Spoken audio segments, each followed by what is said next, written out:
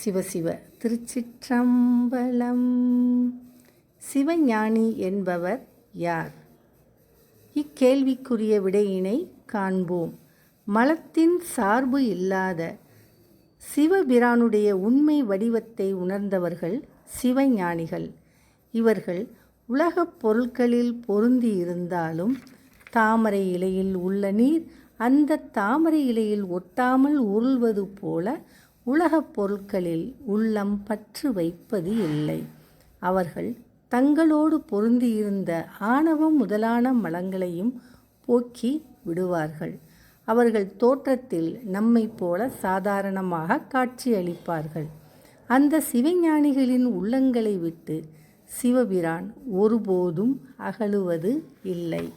இதனை சிவ தர்மோத்தரம் என்னும் நூலில் 147வது பாடலில் மறைஞான சம்பந்தர் அருளியுள்ளார். பாடலை காண்போம்.